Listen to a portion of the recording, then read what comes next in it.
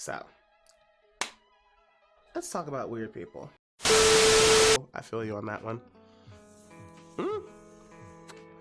So, I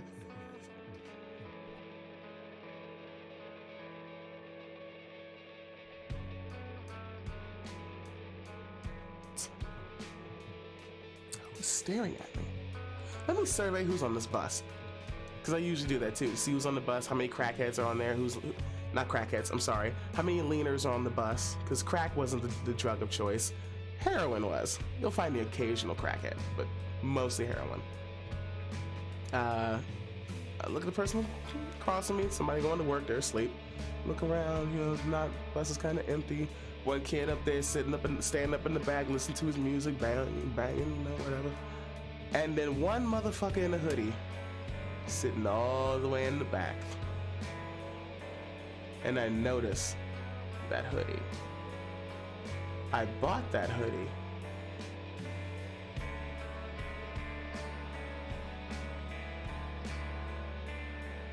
What you about to say? How many crackers on the bus?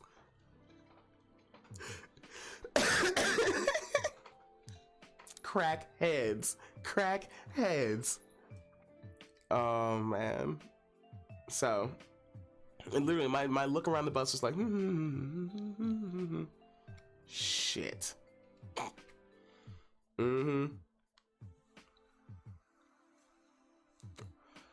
So, I'm on the bus. I get to I all the way from East Baltimore to downtown Baltimore. So about 20 minutes. And I have to wait an extra 30 minutes for the whatever bus it is to take me to Arundel Mills. No. Different schedule. I was getting on the light rail. I remember that. So downtown Baltimore, got on the light rail. I'm on the bus. I'm on the light rail. So no, it was like 7-ish.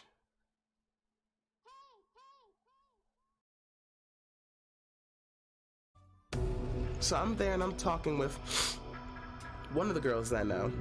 And I'm like, I think my ex is following me. She goes, what ex? So you remember the tall, cute one? You know, the tall, cute guy that used to wait for me?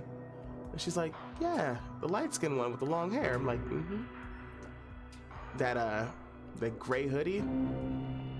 He has the hood all the way up, scrunched up like shit. She goes, it's too warm for a hoodie. I'm like, hello. What's up, HDG? So I'm like, yeah, it's too warm for a hoodie and he's wearing one. That's my ex. How do you know? I bought that hoodie. Hang out with us, she'll be alright. Okay.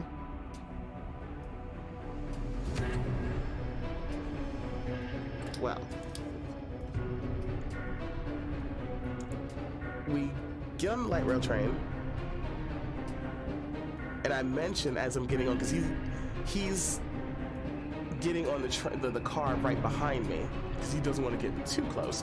But I mentioned, okay, I'll give you, I just said out loud, I'll give you a cigarette when we get to Patapsco.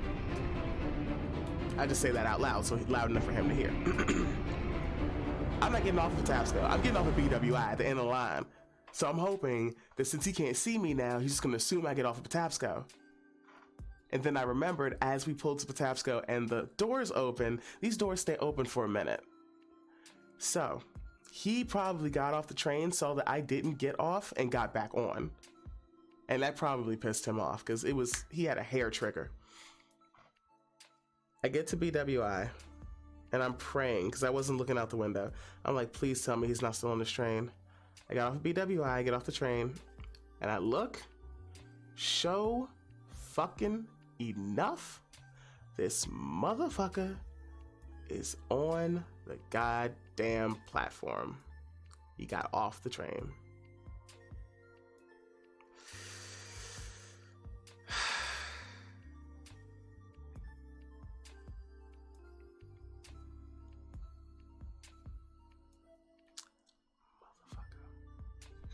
So I go inside the airport, because that's where we all usually gather around and wait. I had a knife and I had a taser. I wasn't trying to use them because you're not supposed to have either one of the. Well, the knife, yes, but the taser you're not supposed to have in the state of Maryland. They're illegal. But I didn't want to stab him. I still loved him, you know, but I was scared. I was scared of him. I was only like 23, 22, 23. So, I'm in the metro station. I go to the bathroom because I always do. And when I come out, he's just kind of hugging a corner somewhere. So I go out and stand on the platform like I'm about to get back on the light rail train. I see my bus. Oh, there's no self-defense law in Maryland. If you hurt somebody in self-defense, it's called crisscross assault, and you both go to jail. So yeah, like if somebody was trying to do something terrible to me and I punched them, it's crisscross assault.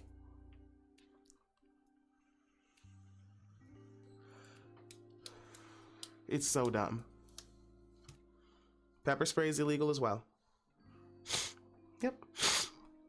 Now, most police officers, most of them, I would say about 85 to 90% of police officers, if you defend yourself and it's a clear case of self-defense, they will let you go. They will let you go. But, you know, basically same in Finland. Someone punched me, I punch back harder. Oh, no. We can shoot and kill someone on our property if we feel our life is threatened. That's Texas.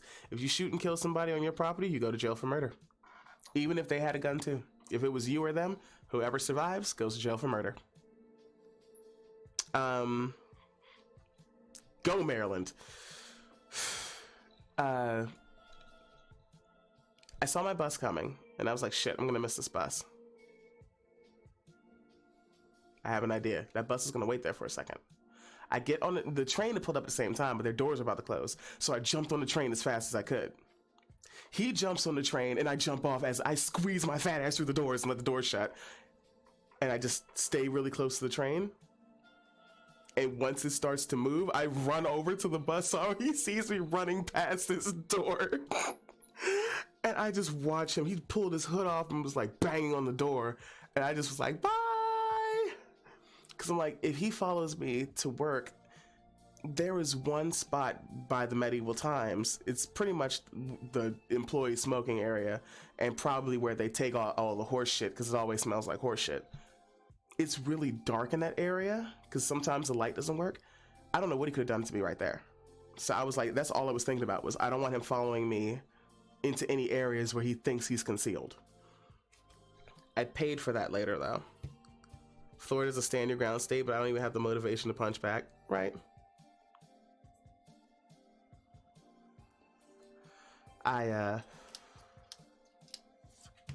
That day, I went straight over to my former best friend's house, straight from work, which was actually even more dangerous because he lives around the corner from her. But I figured that would be the last place he would expect me to go, because why would I go closer to him? I called Ebony and I said, if you see my ex, do not let him in. She calls me back later on while I'm hanging with my former best friend. She calls me back. She's like, so he just came here and I told him that he wasn't allowed in the house not to come back, and he got pissed. He didn't do anything, but he was really upset. So he's probably heading back your way because she knew where I was. So I'm like, well, shit. And they were like, if you want to stay her and her father were like, if you want to stay the night to make yourself feel safer, you can stay the night. Her mom was like, no, she has to go home. I don't want her staying under the same roof as Jasmine. Because for some reason, her mom was just a fucking cunt. Yeah. We had a 3-day power outage in Baltimore and people were going fucking crazy. And her mom was like, now, Jasmine, I want you to stay home with your sister because there's strength in numbers. And they're like, okay, can Michelle stay over too? No, I don't want her here. She can stay at home, but no one's at her place. She'll be all right. So fuck me, huh? And someone tried to kick in my door. I'm like, the fuck? Shit. But yeah, he did a lot of following me back and forth. Sometimes he tried to follow me into work. Sometimes I would look up and he would be in the casino. And other times I would just look up and he would be downtown Baltimore. Then I met John. I met John and all of my fears went away for a little while. Because one day Zaj made the terrible, terrible mistake of approaching me. Has early arthritis, right? Yeah, for a little while. I met John. We were waiting for my bus to go home. Because he hated driving downtown. He had a big ass, what was it, GMC 3500, and that truck was fucking huge. Like I could stretch my arms out all the way and I'm not touching the passenger side, like crazy. So driving through downtown or driving to get to my street was just a hassle. So if we were gonna meet up downtown, he would just take the bus. Because during the week it wasn't that bad. Buses ran like every 15 minutes to 30 minutes depending on where you were. So we were going home and we're standing in front of the, I don't give a fuck if they call it if it's the Royal Farms Arena now, it's the First Mariner Arena. We're standing in front of the First Mariner Arena, waiting for my bus, the 8 to Lutherville. And he's holding my hand and he was such a romantic, it was so sweet. And he's talking to me, we're talking back and forth, laughing, chilling, ha. And all of a sudden I hear, well, look at it!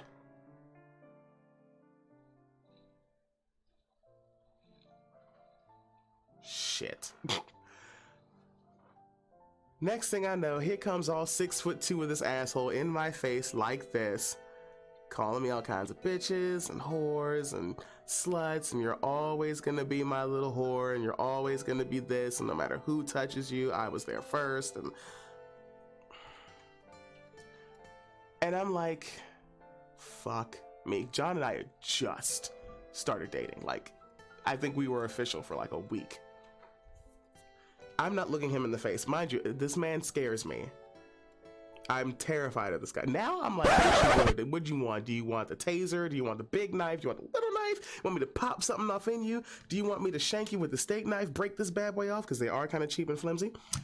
Like, I'm like, bring it, bitch. But back then, I was 24. I'm like, no, I'm scared. I'm like, please go away. Please go away. Please don't. I'm scared. I'm starting to cry. Right, like, you want me to strangle you? You want bare hands? You want me to claw your eyes out? You know, like, nah. I was worried that he was gonna scare John away. I was worried that he was going to scare away a veteran, a war vet, a Marine on top of that. I was worried that this little wannabe thug was going to scare away a sniper. I just want y'all to know how fucking dumb I sound. Want me to whip my dreads in your face, right? Shit, this is assault with a deadly weapon right here. Anyway, so, and I wasn't even thinking, like, John was the last person in my mind. I thought, oh my God, John's probably running down the street. So I'm just like, Zaj, please go away. Just please leave me alone, leave me alone, leave me alone. And he kisses me on the forehead, like says, my good little whore, some stupid shit like that. And then he looks to John and goes, what are you looking at, old man? And John was sitting there the whole time like, okay, that was pretty good. All right. Now, you're gonna apologize to her for everything you just said. Zaj laughs in his face. Oh, what you gonna do if I don't do it, huh? You gonna do something to me, old man? I will kill you in these streets. This is my stomping grounds, blah, blah, blah, blah. Okay. So, you're going to apologize to her, or I'm gonna make you kneel.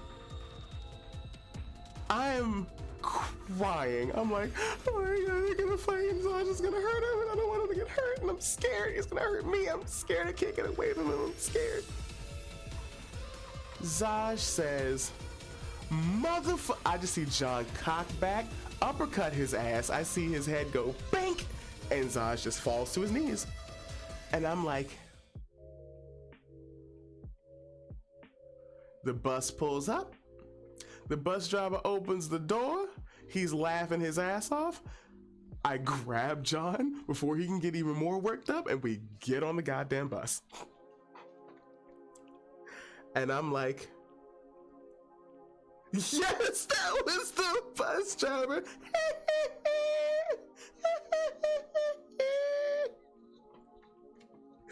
Oh, my knife is pointing upward. Let me not do that. I am dying. I'm like a top 10 anime fights. This probably, yes. I'm like, did you knock him out? He was like, probably, or I broke his jaw, one of the two. My hand hurts like hell though. I'm like, why? He goes, ain't nobody gonna fucking disrespect my woman like that. I waited too long for you. Because this was like late October, early November, and John and I had met in June. Zaj and I had broken up in November of the year before. So it was like literally almost a year, our year anniversary of being broken up. So he's like, yeah, no one's gonna disrespect my woman like that. No, you're no one's bitch, unless you wanna be mine. You're nobody's whore, unless you wanna be mine, only for me. And he's not gonna sit there and make you cry. I think he's just gonna walk away.